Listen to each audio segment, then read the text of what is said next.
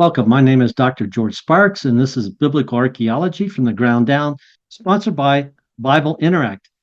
Today, I got a unique program, a little bit different than what you're used to, in which we are going to give a response. And when I said we, it will be me, my interpretation through a little bit of research that I have done.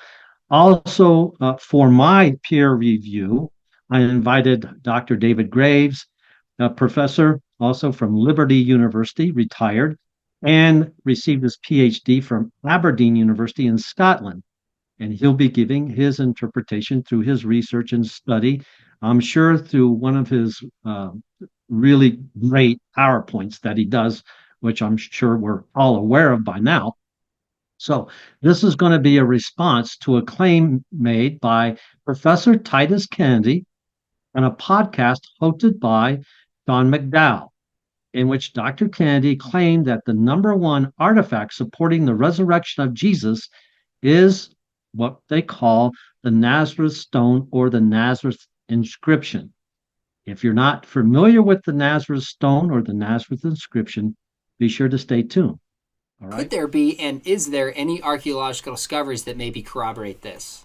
I would say the number one archaeological discovery that connects to the resurrection of Jesus is something called the Nazareth Inscription. And this, a few years ago, it was virtually unknown, but some articles have been written about it more recently, and then just 2 years ago now, and another study came out about it, which talked about the origins of the stone itself, and that, I think, gave the artifact even more publicity. Okay, welcome back. The Nazareth stone or the Nazareth inscription is written in Koine Greek. So we have to have an individual that can actually read Koine Greek of the first century AD and BC. Now, the interpretation, the translation, if you will be by a gentleman called Clyde E. Billington. So Clyde E. Billington will provide the English translation. And it's actually a stone describing an edict of Caesar. The word edict simply means a law that is proclaimed and written, of course, in this case, in stone. And this is what his translation reads. It is my decision concerning the graves and tombs, whoever has been made them for the religious observation of parents or children or household members, that these remains undisturbed forever. That means don't violate the tomb. But if anyone legally charges that anybody, any other person, has destroyed or has in any manner extracted those who have been buried, or has moved with wicked intent those who have been buried to other places, committing the crime against them, or has moved the sepulchre, the sealing stones, like the one I have behind me, against such a person, I order that a judicial tribunal be created, just as is done concerning the gods and human religious observances. Even more so, will it be obligatory to treat with honor those who have been entombed. You are absolutely not to allow anybody to move those who have been entombed. But if someone does, I wish that the violator to suffer capital punishment under the title tomb breaker. That means the punishment shall be death. Now, throughout history, we know that many tombs have been robbed, especially if we go to the ancient Egyptian history, the tombs in the Valley of Kings, which makes the tomb of King Tutankhamun, excavated in 1922 by Howard Carter, so unique that it had so many grave goods in it. Why? Because tombs were violated and robbed, even though the penalty is death. And I believe in Egypt, the penalty was impalement. Wow. And even with that, tombs were robbed. So let's go on with this article. It was once of interest, the stone, the Nazareth stone, to historians of the New Testament, and some authors citing the inscription supposed from its Galilean origin, interpreted as an imperial Roman clear reaction to the empty tomb of Jesus, and especially as an edict of Claudius, who reigned between 41 and 54 AD. That means of the Common Era.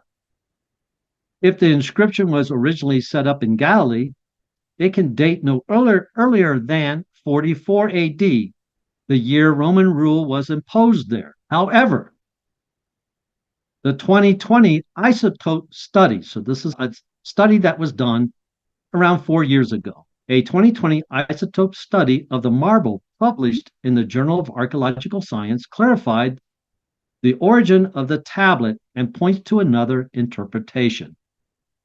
The scientists took a sample from the back of the tablet and used, now this is what is called laser ablation, to help determine the isotope ratio of the stone. The enrichment of carbon-13 and depleted oxygen-18, which I don't have a clue, I'm going to have to take this as, reputable scientific study, no reason not to, allowed a confident identification of the source of the marble as upper quarry in the island of Kos, spelled either COS or KOS. The team proposed that the edict was issued not by Claudius, but rather by Augustus after the desecration of the tomb in Kos, and the individual in the tomb was a tyrant named Nicias. I guess he made a lot of people angry, and they went and violated his tomb. Very similar, probably a little bit about 10 years ago, the tomb of Herod was found at the Herodian.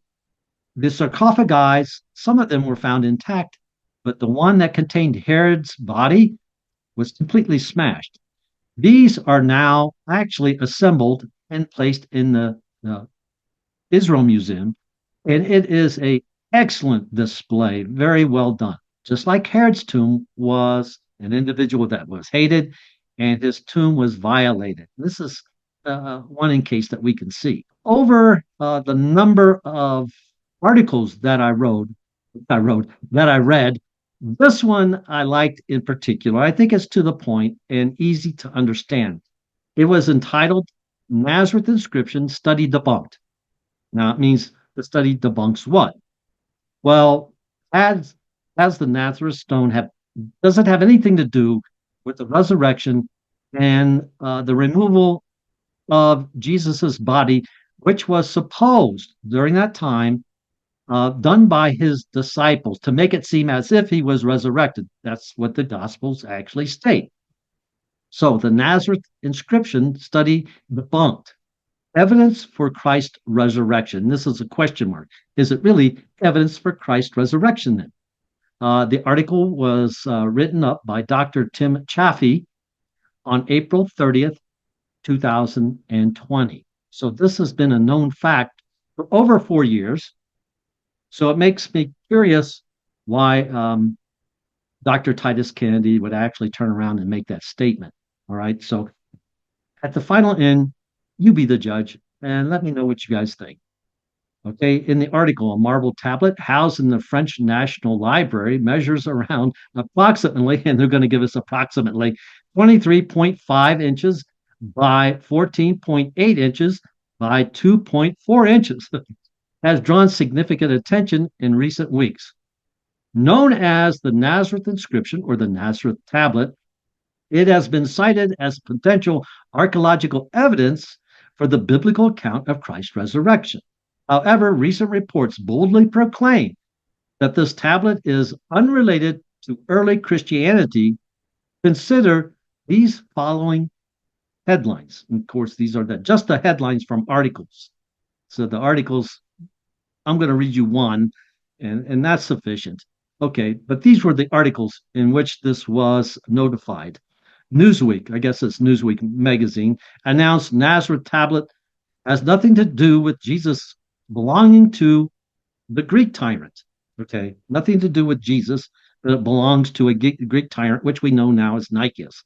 The second article, the Times of Israel declared high-tech test shattered claim ancient inscription is first proof of Christianity. Okay. Meanwhile, other outlets were a little bit more careful in their description. In other words, being more careful means easier on what they're saying, not so drastic, like in your face. Okay, this was from this Smithsonian magazine website informs its reader that new analysis refutes Nazareth inscriptions ties to Jesus.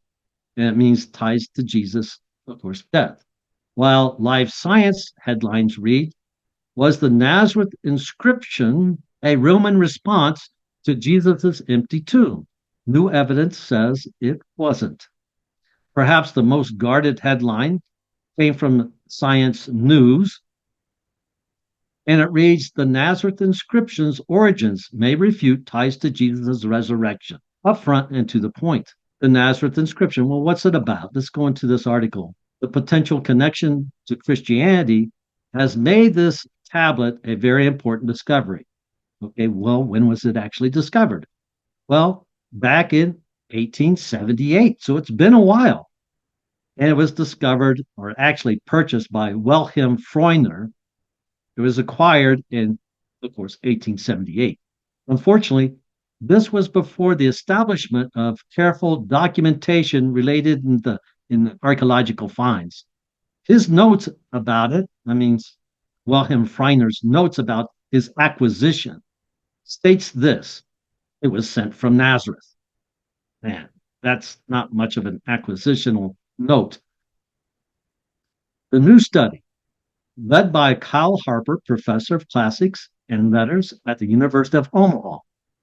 A group of researchers set out to establish the original provenance of the marble on which the Nazareth inscription is written. After obtaining permission to scrape a tiny sample from the back of the tablet, scientists on the team analyzed the chemical composition and compared to known sources of marble from the ancient Mediterranean world. The results were published earlier this year in an article, from Journal of Archaeological Science. The samples closely matched marble from a quarry on Kos. Remember that island spelled Kos, a 112 square mile island located a short distance off the southwest coast of modern Turkey. This interpretation emphasizes the notion that tombs were not to be disturbed. Also, an action that would aggravate family members and those that revered the individuals buried within the given tombs. Well, that makes sense. My determination, or by determining with a relative high degree of certainty that the marble originated from Kos. In fact, they believe they even can positively identify the person whose tomb was disturbed, prompting the issue of the decree. Remember the edict of Caesar. Nicias of Kos ruled the island until his death around 20 BC. Not much is known about Nicias. Multiple inscriptions found on the small monuments on Kos identify him as son of the people. The Greek historian and geographer Strabo identifies him as simply a tyrant. Likewise, in a brief entry of his Varia Historia, Claudius Aelian twice identifies Nicias as also being a tyrant. But most relevant to our discussion is an epigram from a Greek poet who wrote that the tomb of the body of Nicias was desecrated by his own people. Here's the poem. Tell me not that death is the end of life. The dead, like the living, have their own causes of suffering. Look at the face of Nicias of Kos. He has gone to rest in Hades, and now his dead body has come again to the light of day. For his fellow citizens, forcing the bolt of his tomb, that means opening the tomb, forcing the bolt of his tomb, dragged out the poor, hard, dying wretch to his punishment. Based on this report about the tomb and the body of Nicias, it is understandable why these researchers reached their following conclusion. Harper discussed his study and study results with Newsweek.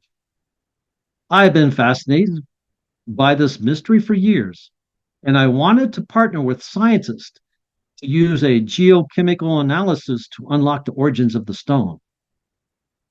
We got lucky in that we had a direct match with a rather unusual marble quarry, not one of the big Mediterranean export centers.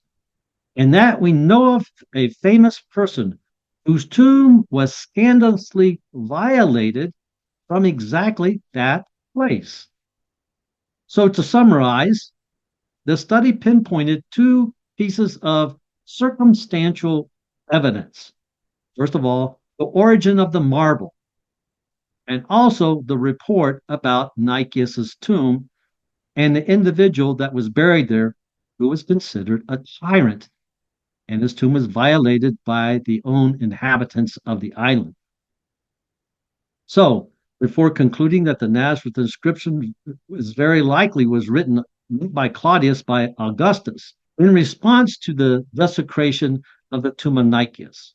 Thus, it had nothing to do with an imperial response to reports of Christ's resurrection and the empty tomb. I think that's pretty conclusive. I'd like to give some examples, if you will. Years ago, I actually was a curator for a museum, and there's certain qualifications and things that we look for before artifacts are entered into a collection or before they're put on display. And let me give you an example of these. A, the fact that the item was purchased on the antiquity market in itself is a red flag. First of all, antiquity dealers, depending on who they're selling to, but in particular, those that go to the Holy Land making a pilgrimage of faith. They want to give an item, let's say, a biblical significance to give it value to the one who would like to purchase it, such as, let's talk about, for instance, an oil lamp. So if I have an oil lamp, let's say I want to give it a period of time. So I say it's from the Roman period. And I want to give it some reference to characters in the Bible that we're familiar with, such as Jesus and his disciples, and in reference to his ministry. Now it gives us value as Christians. And even for those that really don't understand antiquities, it still gives it value. So dealers will do this, number one, to give it value, such as the Nazareth stone.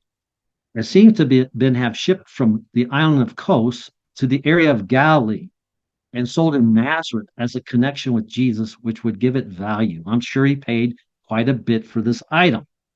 Okay, now B.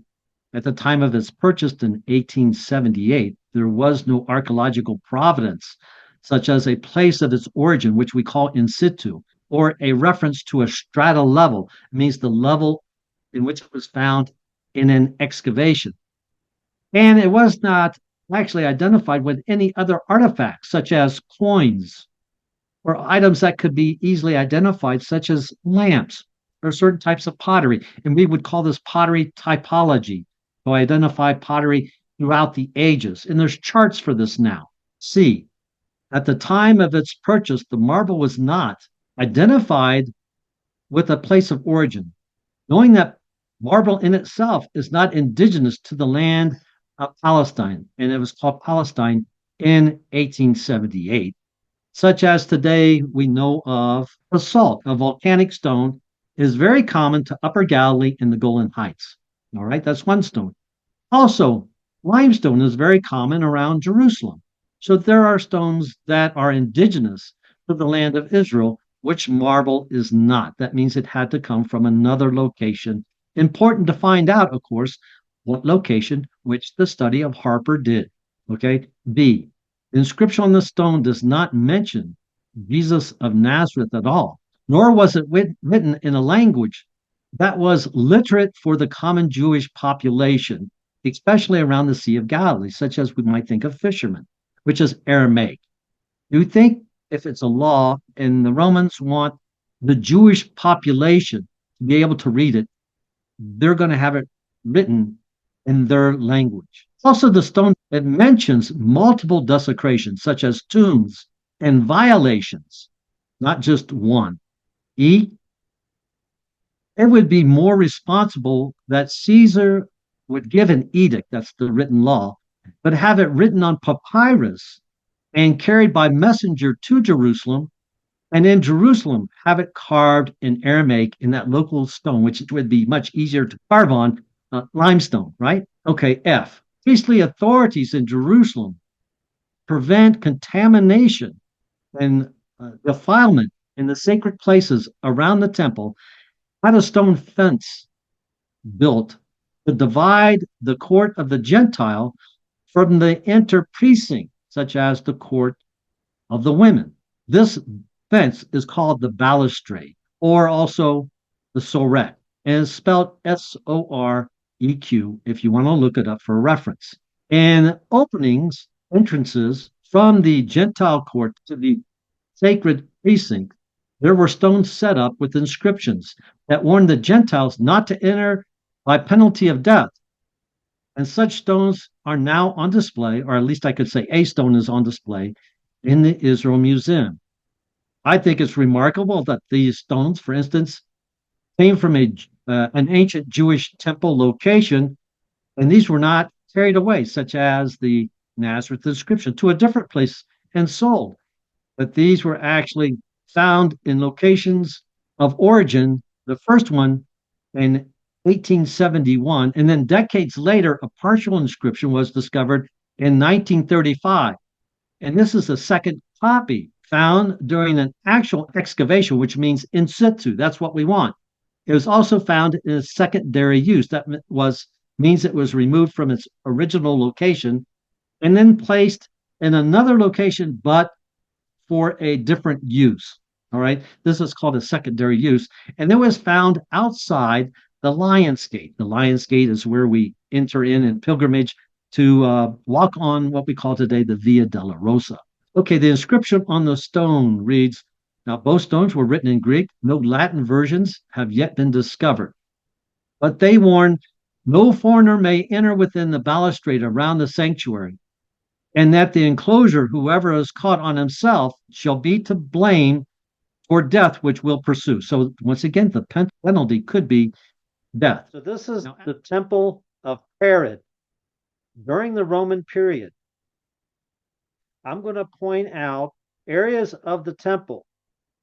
And of course, in relations to this podcast, the surrounding fence called the balustrade, the Gentile prohibition stones, which warns the Gentiles not to leave their court into the precincts of the temple proper in penalty of death. So, of course, this is the temple, and then we have the columns, Yakim and Boaz. We have an altar, a location of the animals where they would be kept before the sacrifice. Here's the Nicanor gate. The steps right here is where the Levites and the singers would perform before what is called right here the court of the women. On the peripheral of the court of the women, we have 4 chambers. One chamber would be for oils and perfumes and incense. The next chamber is called the chamber of woods that would be used for the sacrifice. Also a court for those taking an oath called the Nazarene oath, such as Samson. They grow their hair long as a representation of the oath that they are performing at that time. And then we also have a court for the leopards that were unclean. So we have the oils, the woods, the Nazarene, and the leopards in the court, surrounding the court of the women. On the outside, this would be what we call the Gentile court. Right here, surrounding the temple proper, is the balustrade separating the temple proper from the Gentile court. If you can see right here, we have an entryway. And this is the location where they would have the stones, also called the area of the balustrade or the sorek, Soreq, that's how it's spelled, warning the Gentiles not to enter in by penalty of death. Now, they have found a fragment written in Greek and also a complete stone. They are represented, of course, in the Israel Museum. They have not found any inscriptions yet in Latin. So the stones would be carved in the language of the Gentiles, not the language of the Jews, not Aramaic. It was in Latin or in Greek. Once again, this is the balustrade separating the court of the Gentiles from the court of the proper precincts. They would enter in, the Jews, not the Gentiles. And here would be where the stones would be inscribed as a warning for the Gentiles to stay out. And the penalty, if caught, could be death. Okay, welcome back again. And now I'd like to give you a reference to artifacts and how, if you purchase them on the antiquity market, this could be a bad thing. How easily it is to fake items. I'm going to show you a number of different lamps. This first one is a Byzantine, it's called a slipper lamp. Right on by the spout, right here, we have a branch representing the branch that they laid down in front of Jesus when he was riding on the donkeys or donkey. Around it, if you can see, is Greek. It says, "The light of Christ shines for all." This is one lamp, lamp one. The second lamp portrays Jesus on the cross. This is also from the Byzantine period. This is a very cool lamp. I really like this one. Very desirable lamps, wouldn't you say? This one would be very desirable. If you can see, this one was purchased by a museum director when he was in Jerusalem. Now, if you can see why it's so important, it does have a menorah on it. Now, out of these three lamps, you tell me which one's the imposter. Okay. Will the real Byzantine lamps please stand up? Okay. For the fake one, please stand up. Out of these three, the one with the menorah is the imposter. All right. Very desirable. He purchased it on the antiquity market for $300. It would be a really good deal if it was authentic. However, an authentic menorah lamp would easily probably run close to $3,000 or more. That's how desirable they actually are. So this one, actually, it's made out of plaster and it was poured in a mold. A good job, but still a copy and a fake. And I definitely would not want this in the museum's collection of lamps, especially if we have like 200 lamps and they're all authentic, and then we have one fake. That just screams crudity being a director of a museum. And also, it means that we were not following good circumspect of our artifacts. It's something to be aware of. And that's even a director of a museum. So, yeah, we got to be careful. And I'll even give myself the blame. I'm not beyond making mistakes. Years ago, when I first got started, I bought a really cool bronze lamp, once again from the Byzantine period. It had an early Christian icon on it called the Tri-Rho, or the PX symbol. We see these symbols in Lutheran churches and also in Catholic churches, a very early symbol of Christianity. I had an expert come in and look at the collection of lamps. Like I said, everything is circumspect, even myself. And he went through the lamps, and when it came to that bronze lamp that I purchased, this was over 20 years ago, not last week. He looked at it and he said, "This one's suspect." I pulled it out and he looked at it and I said, "Well, why?" He said, "There's too many items going on here." It had implements for it to be hung by a chain, held by a chain. That means like this, dangling from a chain. Or it also had a place on the bottom where you could insert it onto a stand so it could fit onto a stand post. He says usually it's one or the other. Either it's going to hang by a stand or it's going to be hung by a chain or on a stand, but neither both at the same time. So later that day, of course, I became very curious. So I got some Brasso and I removed the patina. And by the time I got done, it was nice and shiny like a new penny, which that's not good. You shouldn't do that. But it was already under suspect. On the top of it, yes, it's had the Tri-Rho. That was no problem. But when I flipped it over and removed the very thick patina, it actually said made in China. So what they did is they took an authentic Byzantine lamp and made a mold, and then they cast that in bronze. That was the top of it.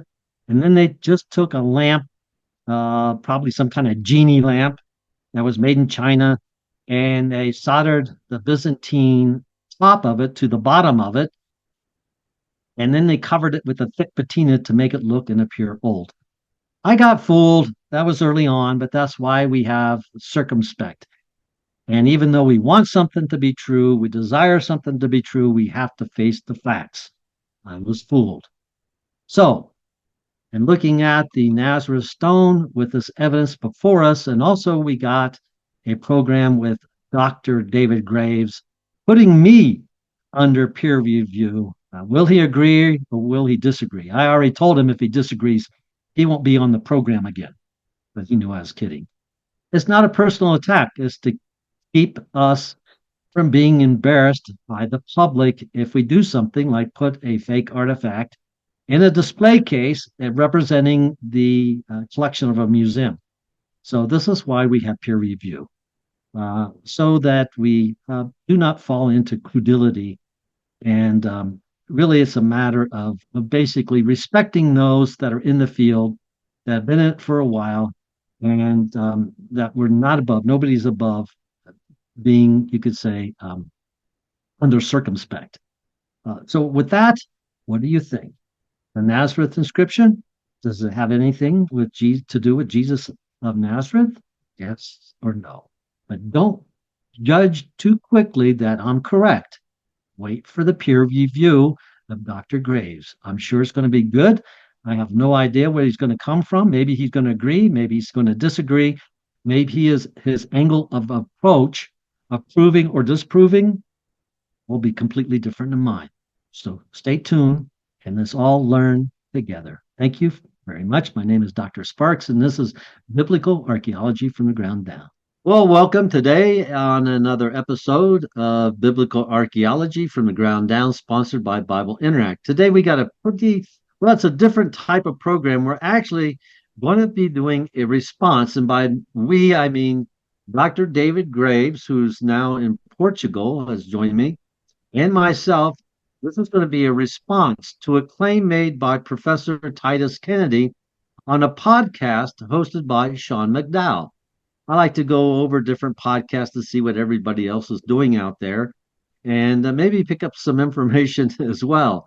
And in this, there's a statement that Professor Titus Kennedy made, in which he claimed that his number one artifacts for supporting the resurrection of Jesus would be, and I don't know if anybody's heard about this artifact, some call it the Nazareth stone or the Nazareth inscription. It was found, I believe, in 1878, so quite a while ago. And it was believed, or is believed, I guess still by some, that it was or is evidence for the resurrection of Jesus. So today we're going to actually have a response to this. Personally, I think it's an artifact. It's authentic, but it is not relating to the resurrection of Jesus by any means. And also in peer review, I invited Dr. David Graves. His PhD is from Aberdeen University in Scotland. And in doing so, it's kind of like a second check. He might agree with me. He might not agree with me. That's what peer review is all about. Also, his angle of approach on how he's representing the topic could be completely different than the way I'm going to use my research material. That's possible as well. So what happens if he disagrees with me? Well, I could be angry and upset, but it's not a personal attack. It's actually a response in which we get information in circumspect so that the public will not suffer from any type of credulity. That means you want it to be true, you believe it to be true, so we really don't want to research it too heavy, because if we do, we might find out that it might not be true.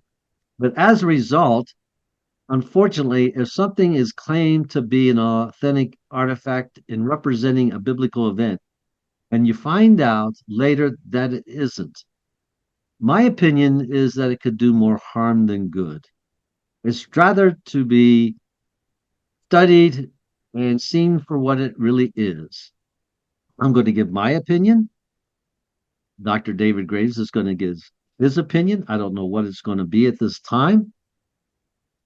If he agrees, fine. If he doesn't agree, fine. If we both agree that it is not relating to the resurrection, but his material is different than mine, that's going to be very fascinating. I just want to say that if he does disagree with me, he's not going to be on the program anymore. That's all. That's all. It's kind of a joke. Come on, man. Also, once again, Dr. Graves' book, all right? The Archaeology of the New Testament. Make sure everybody get one of these. Show some love. Lots of good information. His article, he's got an article in here about the Nazareth stone, but I did not read it because I didn't want to be influenced by it whatsoever. So I told him I left that alone. So afterwards, I'm going to go back and read it and find out if I'm wrong or if I'm right. If I can be on Santa's good list or not, I don't know. We'll find out. Dr. Graves, welcome again to the program. I appreciate your taking your time away from your activities in Portugal. Nice scenery in the background. Is this Nazareth, by the way? Yes, this is Nazareth. This is not Portugal. And thanks for having me on the program again, George. Always a pleasure.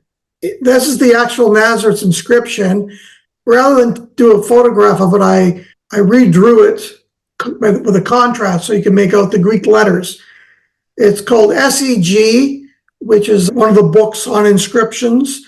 So it's categorized as SEG 813. It's from my book on the archaeology of the New Testament. You've already mentioned that. I have a brief slide that I just wanted to point out one of the facts from my book on the digging up the Bible. One of the fallacies that archaeologists sometimes fall into is the fallacy of neutrality. What I mean is that there is no neutrality. So we all come with our own perspectives. Everyone has a certain assumption and no one is completely objective. And so we bring our own ideas and our own backgrounds to what we're interpreting the data that we find. And that's an important feature to point out. Everyone has an opinion. The minimalist and maximalist debate, that's for another podcast. Those that have the maximum amount of history, those who believe the Bible is a minimal amount of history. So again, there's no opinion. The opinion of no opinion is still an opinion. So no one can say that they take a neutral position. We all come with some baggage with us. So it's just a matter of acknowledging that baggage. And the other one is seeing more than is there. And I think it falls into this particular category for this artifact in the Nazareth inscription. Sometimes the archaeologists make the claim that go beyond the evidence. So the evidence is there in the artifact, but they go beyond it and they make a claim. The Pool of Siloam is another example of this, where people have said that Jesus healed the blind man. It proves it. Well, discovering the pool doesn't prove that Jesus healed the blind man. It just proves there was a pool. So we can't go beyond the evidence. And however, all archaeological evidence proves is that there was a pool discovered in Jerusalem. Some are actually even wondering about that. But I think they're doing some excavation there, and we'll find that there's more to that pool, because I think that's what it was. But anyway, it's just important for us not to go beyond the evidence, see more that is there. Of course, it hasn't proven anything about Jesus healing a blind man. We don't dig that up in archaeology.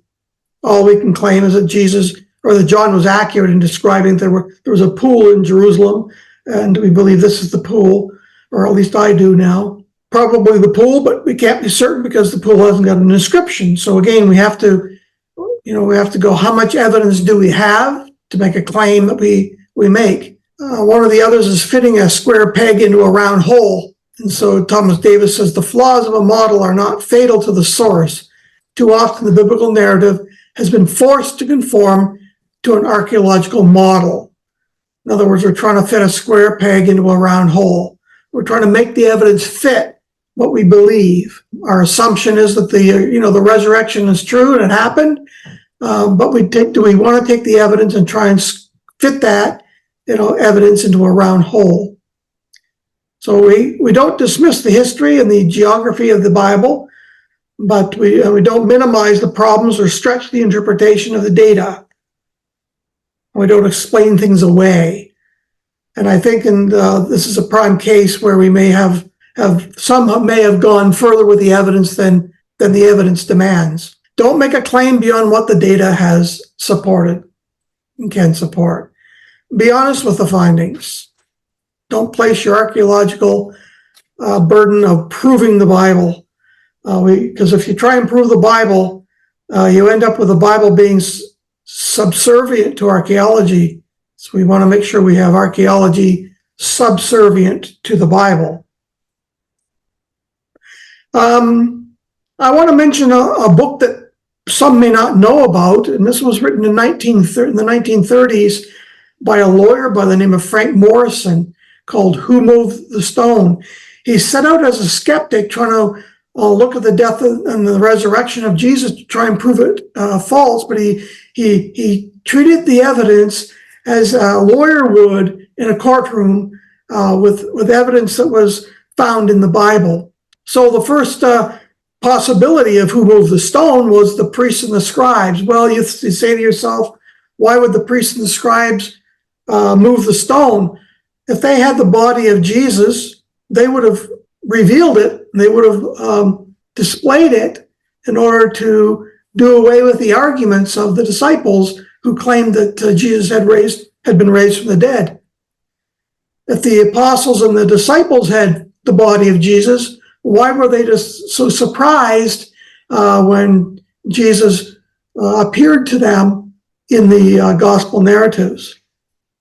So he concluded the only explanation was the angel at the tomb, that Jesus has risen from the dead, he's no longer here. And of course, we know in Jewish law we need 2 witnesses, and he appeared alive to more than 500 people on 12 separate occasions. So the legal arguments for the resurrection of Jesus found in the Gospels is very, very strong. So much so that Frank Morrison wrote this book and changed his mind on it based on the evidence.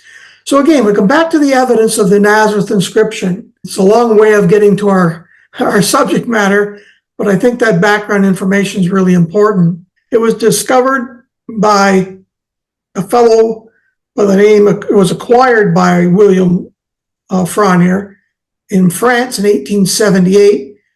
It was sent from Nazareth, and that's why it's called the Nazareth stone. There's a lot of speculation and debate as to where it was originally located, why it showed up there, but that's why it's called the Nazareth stone. And Franz Cumont, he was the first person to actually publish the inscription in the 1930s, in 1930. Kind of interesting that the lawyer, Frank Morrison, wrote his book the same time that Cumont did his translation of it. And it's in the Bibliothèque Nationale in Paris. That's where it can be found today. And as I said, SEG 813. And it prescribes capital punishment for anyone caught with a body, and considered by some to be a reference to the resurrection, as you've already intimated. The date of it goes anywhere from the time of Augustus Caesar to the time of Claudius Caesar. So from 31 BC, 14 AD, all the way up to 54 AD. So it's a first century inscription, and its authenticity has not really been challenged and debated much. A possible Roman reaction, however, to the Jewish response to the resurrection of Jesus. Reported that his body was taken by the disciples in Matthew. The text does not refer to the resurrection, however. That needs to be made very clear. So the inscription, the Nazareth inscription, does not refer specifically to the resurrection, but it does talk about bodies being taken from tombs. And of course, the accusation was the disciples had taken the body. Now, the inscription itself, the Edict of Caesar, I'll read part of it. It is my decision concerning graves and tombs, whoever has made them for the religious observances of parents or children or household members, that these remain undisturbed forever. But if anyone legally charges that another person has destroyed or has in any manner extracted those who have been buried or have moved with wicked intent those who have been buried in other places, committing a crime against them, or have moved sepulchral seal stones against such a person, I order that a judicial tribunal be created, just as is done according to the gods and human religion observances. Even more so will it be obligatory to treat with honor those who have been entombed. You are absolutely not to allow anyone who move those who have been entombed, but if someone does, I wish that violator to suffer capital punishment under the title of tomb breaker. So it's clear that this inscription was talking about grave robbers, those are moving to bodies in tombs as well. And so it appears that in the first century, they were concerned about this and aware of this. And whether this is directly referring to the resurrection of Jesus or not, we don't know. It's not clearly stated. It's not mentioned Jesus of Nazareth or anything. But it does sort of appear that this issue of bodies disappearing out of tombs, that the Caesars were aware of it. So they knew about it, and they wanted to put a stop to it. So grave robbing was a common practice, I guess, because they were burying their deceased with valuables. We have a lot of them, of course, grave robbing in Egypt with the pharaohs. But so this can be, I would say, a backdrop or a background to the resurrection, but it doesn't prove the resurrection, would be my take on this artifact. It appears that news of the empty tomb reached the Roman elites back in Rome through Pontius Pilate, and this was the imperial reaction. One of the most significant extra biblical texts verifying the account of the resurrection of Jesus in the Gospels and the circulation of the story in the first century. I would say most significant in the sense that it doesn't prove it, but it's, again, the backdrop behind it, I think, for the context of the resurrection happening and the emperor having problems with this in his empire. So it does not prove the resurrection of Jesus, but it does support it, I would say. The literature is Louis Roberts and Bruce Metzger, Franz Cumeau, his publication in the Revue Historique. And then we have another article by this gentleman, and then we have Charles Worth. Charles Worth is at Princeton, I believe. Or is it Cambridge? It might be Cambridge, because it's Cambridge University Press. Then Clyde Billington has written an article for Artifacts, where he claims that it is proof of the resurrection of Christ, but although he does have a question mark there. Is it? So that's some of the information in the background. So George, that's my take on it. No, I appreciate, your presentation. And like you always state, you bring your receipts. Yes. You certainly do. So just to sum it up, it does not mention, the stone does not mention Jesus of Nazareth. It doesn't mention, That's right. It doesn't mention, well, it's not a robbery in singular. It sounds like a conclusive of robberies, if any tombs, plural. So your take, I think my take is more like the absolutely not.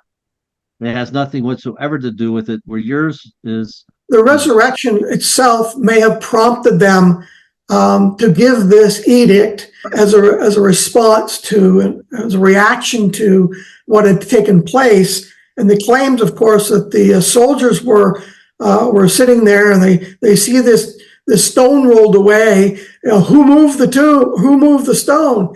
And of course, the claim is that the disciples robbed the tomb, and they want to squash perhaps the rumors going around among the Christians at this time of the resurrection. So I think it might be a backdrop to it. Yeah, my take was just simply that it had nothing whatsoever. It was an edict by Caesar because some dignitaries' tombs were robbed, and the bodies were violated. Like, people completely pulled everything out. In other words, the individual that was buried was despised. And it was in a certain location off the coast of Turkey. The island of coast spelled either COS or KOS. And and the individual that was disinterred His name was Nicias. And but anyway, both I so you don't. I'd say the conclusion that you had is pretty much that it's a backdrop, but it's not a direct reference to the tomb of Nazareth. No, So there's no way of knowing okay, and I don't because want to it's put not words in your mentioned. mouth or anything like that, but what prompted this discussion was the statement by Dr. Titus Kennedy that it was his number one artifact proving the resurrection. So I definitely wouldn't take it that far whatsoever. No, And in your opinion, neither would you? no, I wouldn't either. That's going beyond the evidence. That's going too far. Like I said, it could be the context, it could be the backdrop, it could be the historical setting under which the Roman emperor understood the resurrection, but we'd have no mention of the resurrection in the document. We have no resurrection of Jesus of Nazareth in the document, so we can't take and take the evidence beyond what it claims, and it doesn't claim that this proves the resurrection or even mentions the resurrection. But it's fascinating that this idea of tomb robbers and graves being robbed and people moving stones and moving bodies was an issue in the first century.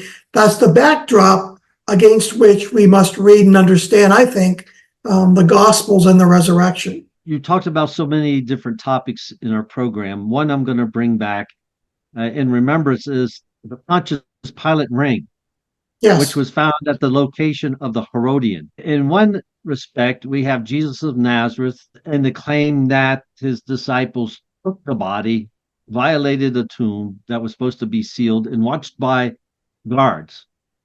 That's one instance of a tomb being claimed to have been robbed. But there's another instance when you were talking about the ring that was found at the Herodian. Now, there's an individual that was also buried at the Herodian. And within the last, maybe 10 plus years, it's been pretty recent. Now on display in the Israel Museum are the remnants of this individual's mausoleum, Herod the Great. And the reason why you mentioned that they do have sarcophagi, not more than one, but the one that seems to be busted up the most is Herod. I would think that in its day, there was a very substantial mausoleum on the, you could say, peripheral border of the Herodian structure. And during the first Jewish revolt, or possibly the second Jewish revolt, it was completely dismantled and destroyed because the guy was so well liked. That's why he was called Herod the Great. No, I'm just being but there's instances of two individuals that we read about in the biblical narrative whose tombs, I'm not going to say in case of Jesus violated, rumors of a disturbance, definitely for Herod. But there's two cases that we have in the biblical narrative. Through archaeology, the Catholics got this one right. The Church of the Holy Sepulchre definitely, I shouldn't say definitely, good possibility that's where the tomb where Jesus' body was laid before the resurrection. Yeah, I would say most probable. Right. And then definitely Herod was buried at the Herodian. And that tomb was definitely violated and his sarcophagus was smashed. But I'm just saying the two references that we have in the Bible, two individuals, Jesus of Nazareth and Herod the Great. Going back to your presentation, once again, you always do a magnificent job with your presentations. And I appreciate you coming on the program for the peer review. I can't say that you agree with me 100%, but there is, I think the initial question was, could we use this as evidence for the resurrection? My answer is no. And I think what you said is yours is no also. We can't use it as direct reference. No, but it provides the historical context in which the resurrection occurred in the Gospels. So this provides some of the rationale behind the soldiers finding an empty tomb and wondering what happened, their logical conclusion is somebody robbed the body and stole Jesus's body. And we find that coming up in the Gospels. So again, this document provides that historical context behind the Gospels in which the resurrection occurred. But there's no direct connection, I don't think, to the Nazareth inscription, specifically referring to the resurrection itself. I understand. You know, that's very fair. I think in this case, if I was supposed to look at from the outside as a viewer, I would be the one wearing the horns. Yeah. A little bit. Well, again, the historical context is always really important, isn't it? When you want to find out historically what they believed in the cultural context, why did they think that somebody stole the bodies in the Gospels? Why do they state that in the Gospel? Well, because everybody was stealing bodies. Not everybody, but a lot of them were happening. Enough were happening that the emperor had to put out an edict stating he wanted it to stop, and they were going to be treated as, with capital punishment if they were caught. So moving bodies and, opening up tombs and robbing them and those kinds of things, they didn't want that to happen. So when Jesus rose from the dead, everybody's thinking, what happened here? I look at it another way. I think if you're out there robbing tombs, at least you're not robbing my house. Yeah. But anyway, once again, I want to emphasize everybody, you can see the work that he does is just spectacular, and go out there and get his books, his whole series of books. They're not that expensive, lots of great information. I just recommend this. Like I said, it's a resource. Now I'm going to go back and read, your book on that section of the Nazareth stone now that we have your viewpoint. Also, I want to plug another event that we're going to do, and I talked about this briefly before we started the podcast. And then this professor from England, Kent Dark, his last name spelled D-A-R-K, has been in Nazareth for years, excavating what he believes to be the actual home residence of Joseph and Mary. So it'd be the family of Jesus of Nazareth.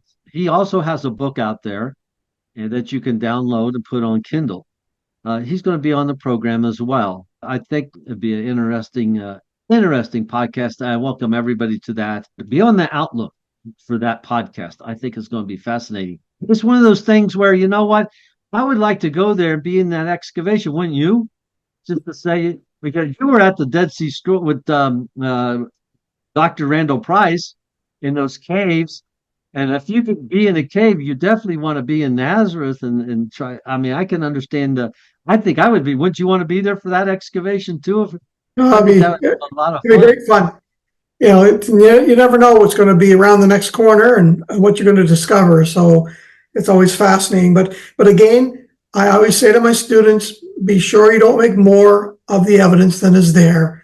And so what does the evidence tell us? I always come with a little bit of skepticism when I'm looking at something. I try not to jump to conclusions and step back from what I'm looking at and saying, really, what does this tell me? Am I trying to make it say more than is actually there? And that usually keeps me a bit balanced and keeps me a bit more reserved on things. But I think that's a good posture to be as an archaeologist. And I think this Nazareth inscription has been a good case in point where we need to make sure we don't take it, and we want it to say more than it actually says. I certainly believe the resurrection happened. I don't have to have empirical proof that it happened. There's enough of that actually in the Gospels with the witnesses, as Frank Morrison pointed out in his book, Who Moved the Stone? And when you look through that, the Gospel materials and the evidence, it shows that it occurred according to a court of law even. Right. And I once again, I appreciate your time and your presentation. I want to invite everybody, don't forget to like and subscribe, because when you subscribe, people that I go after to be on this program, I usually look for people that have written the book. And if they write a book, they're going to look at the number of subscriptions to be on the program. So that's important for us that you subscribe. We build this up so when I go to and approach people and I say, hey, let's be on the program, they can see the subscriptions and they're up there. I really appreciate what everybody's been doing. In the last year, we've actually doubled in subscriptions. And that is just incredible. Thanks to people like Dr. David Graves and his wonderful presentations. Doctor, thank you for your time. Really appreciate it. Always a pleasure, George.